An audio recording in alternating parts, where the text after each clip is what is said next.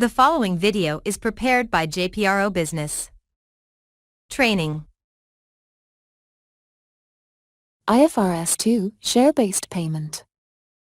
International Financial Reporting Standard, IFRS Registered Trademark Symbol 2, Share-Based Payment, applies when a company acquires or receives goods and services for equity-based payment.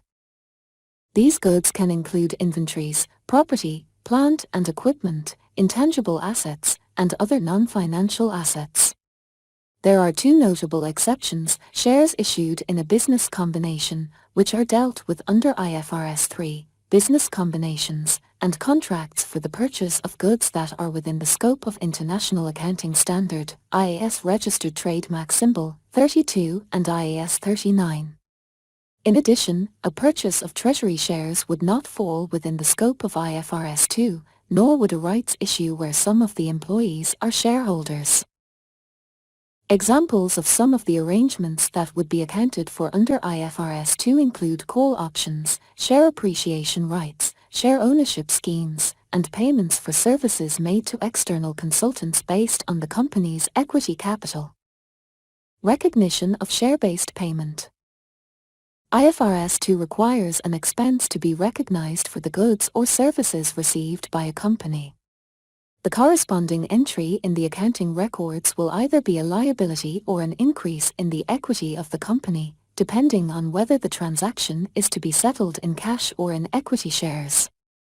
Goods or services acquired in a share-based payment transaction should be recognized when they are received. In the case of goods, this is obviously the date when this occurs. However, it is often more difficult to determine when services are received. If shares are issued that vest immediately, then it can be assumed that these are in consideration of past services. As a result, the expense should be recognized immediately. Alternatively, if the share options vest in the future, then it is assumed that the equity instruments relate to future services and recognition is therefore spread over that period. Back to top. Equity-settled transactions. Equity-settled transactions with employees and directors would normally be expensed and would be based on their fair value at the grant date. Fair value should be based on market price wherever this is possible.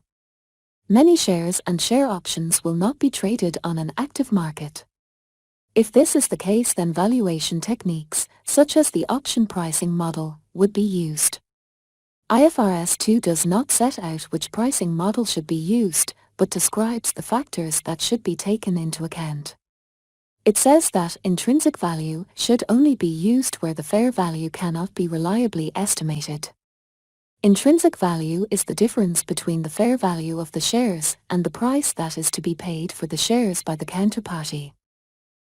The objective of IFRS 2 is to determine and recognize the compensation costs over the period in which the services are rendered. For example, if a company grants share options to employees that vest in the future only if they are still employed, then the accounting process is as follows. The fair value of the options will be calculated at the date the options are granted. This fair value will be charged to profit or loss equally over the vesting period, with adjustments made at each accounting date to reflect the best estimate of the number of options that will eventually vest. Shareholders' equity will be increased by an amount equal to the charge in profit or loss.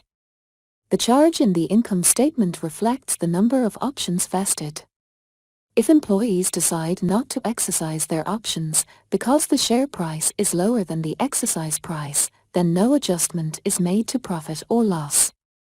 On early settlement of an award without replacement, a company should charge the balance that would have been charged over the remaining period. Example 1: A company issued share options on the 1st of June 20x6 to pay for the purchase of inventory. The inventory is eventually sold on the 31st of December 20x8. The value of the inventory on the 1st of June 20x6 was $6 million, and this value was unchanged up to the date of sale. The sale proceeds were $8 million. The shares issued have a market value of $6.3 million. How will this transaction be dealt with in the financial statements? Answer IFRS 2 states that the fair value of the goods and services received should be used to value the share options unless the fair value of the goods cannot be measured reliably. Thus equity would be increased by $6 million and inventory increased by $6 million. The inventory value will be expensed on sale. Back to top. Performance conditions. Schemes often contain conditions which must be met before there is entitlement to the shares. These are called vesting conditions. If the conditions are specifically related to the market price of the company's shares, then such conditions are ignored for the purposes of estimating the number of equity shares that will vest. The thinking behind this is that these conditions have already been taken into account when fair valuing the shares. If the vesting or performance conditions are based on, for example, the growth in profit or earnings per share, then it will have to be taken into account in estimating the fair value of the option at the grant date. Example 2. A company grants 2,000 share options to each of its 3 directors on the 1st of January 20x6, subject to the directors being employed on the 31st of December 20x8. The options vest on the 31st of December 20x8. The fair value of each option on the 1st of January 20x6 is $10, and it is anticipated that on the 1st of January 20x6 all of the share options will vest on the 30th of December 20x8. The options will only vest if the company's share price reaches $14 per share. The share price at the 31st of December 20x6 is $8, and it is not anticipated that it will rise over the next 2 years. It is anticipated that on the 31st of December 20x6 only 2 directors will be employed on the 31st of December 20x8. How will the share options be treated in the financial statements for the year ended the 31st of December 20x6? Answer. The market-based condition, i.e. the increase in the share price, can be ignored for the purpose of the calculation. However, the employment condition must be taken into account. The options will be treated as follows. 2,000 options x 2 directors x $10 x 1 year / 3 years equals $13,333. Equity will be increased by this amount and an expense shown in profit or loss for the year ended the 31st of December 20x6. Back to top. Cash-settled transactions. Cash-settled share-based payment transactions occur where goods or services are paid for at amounts that are based on the price of the company's equity instruments. The expense for cash-settled transactions is the cash paid by the company. As an example, share appreciation rights entitle employees to cash payments equal to the increase in the share price of a given number of the company's shares over a given period. This creates a liability, and the recognized cost is based on the fair value of the instrument at the reporting date. The fair value of the liability is remeasured at each reporting date until settlement. Example 3J, a public limited company, has granted 300 share appreciation rights to each of its 500 employees on the 1st of July 20x5. The management feel that as at the 31st of July 20x6, the year end of J, 80% of the awards will vest on the 31st of July 20x7. The fair value of each share appreciation right on the 31st of July 20x6 is $15. What is the fair value of the liability to be recorded in the financial statements for the year ended the 31st of July 20x6? Answer. 300 rights x 500 employees x 80% x $15 x 1 year / 2 years equals $900,000. Back to top. Deferred tax implications. In some jurisdictions, a tax allowance is often available for share-based transactions.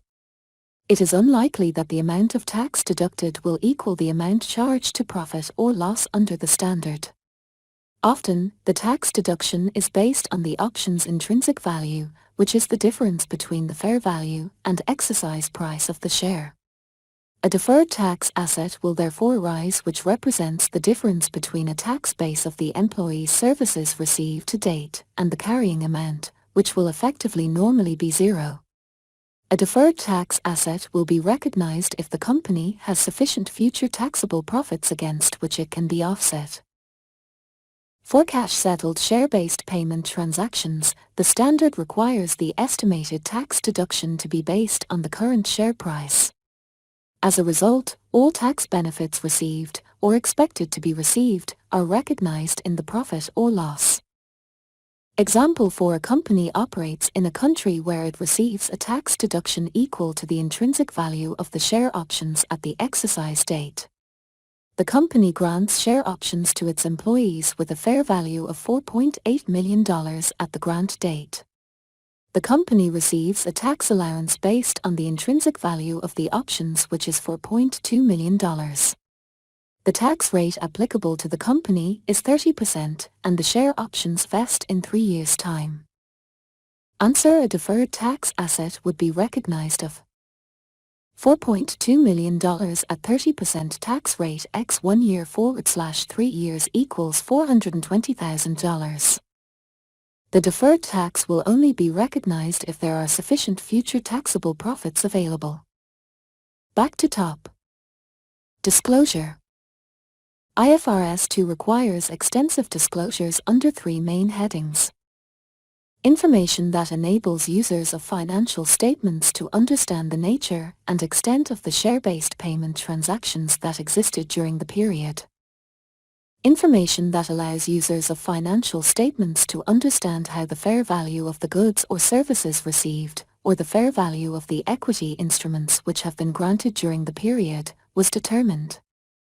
Information that allows users of financial statements to understand the effect of expenses, which have arisen from share-based payment transactions, on the entity's profit or loss in the period. The standard is applicable to equity instruments granted after the 7th of November 2002 but not yet vested on the effective date of the standard, which is the 1st of January 2005. IFRS 2 applies to liabilities arising from cash-settled transactions that existed at the 1st of January 2005. SBR candidates need to be comfortable with the above accounting principles and be able to explain them in the context of some accounting numbers. Written by a member of the Strategic Business Reporting Examining Team. This article is referenced from ACCA. Technical articles. Click the link below to access the articles.